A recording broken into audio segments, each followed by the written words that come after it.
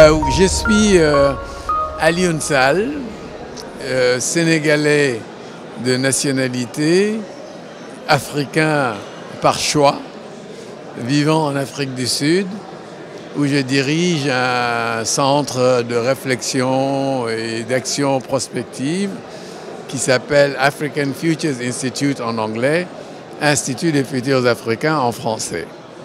Et un centre qui apporte un appui à des institutions gouvernementales, intergouvernementales, mais qui travaille aussi avec le secteur privé dans une vingtaine de pays africains.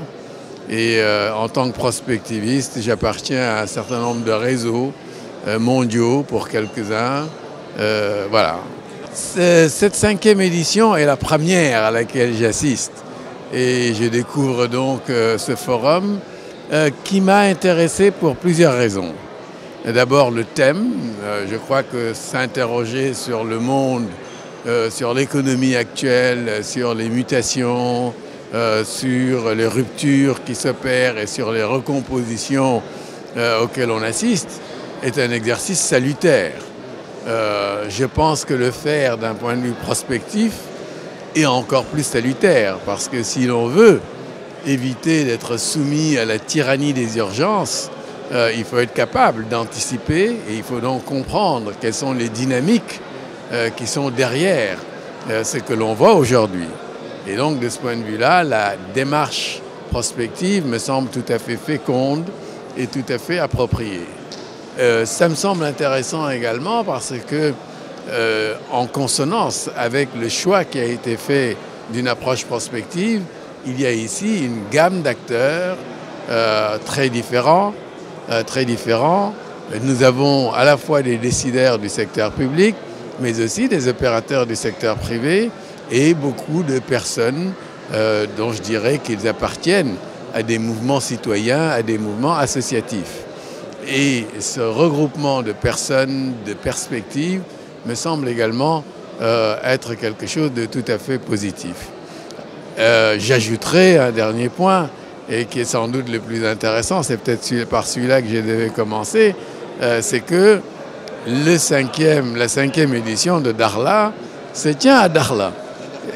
Et Dakhla est, comme je l'ai dit tout à l'heure dans mes propos liminaires, est un lieu qui occupe une certaine place dans mon imaginaire familial, dans mon imaginaire littéraire, et je suis donc heureux de pouvoir vivre aujourd'hui dans un lieu dont je n'ai fait que rêver, dont je n'ai fait qu'entendre parler. J'ai compris ce matin, je me suis réveillé comme d'habitude aux premières lueurs du jour, et je suis allé, comme je le fais habituellement, courir et découvrir la ville. Et cette expérience à Dakhla de jogging matinal a été quelque chose de fantastique pour moi, parce que j'ai eu le bonheur, après avoir fait 8 km, de voir le soleil se lever. Et j'ai vu cet astre rougeoyant qui montait dans le ciel et qui chassait progressivement les ténèbres de la nuit. Et ce contraste entre un soleil rougeoyant qui se lève et les ténèbres qui se dissipent avec le lever du jour a donné au ciel une espèce de luminosité que je ne pouvais qu'apprécier. Et cette luminosité, je l'avais lue sous la plume de l'Ecclésio à propos dans un livre, dans un de ses romans qui s'appelle Désert. Je l'avais vue quelque part à Lisbonne, dont la luminosité du ciel m'avait également frappé.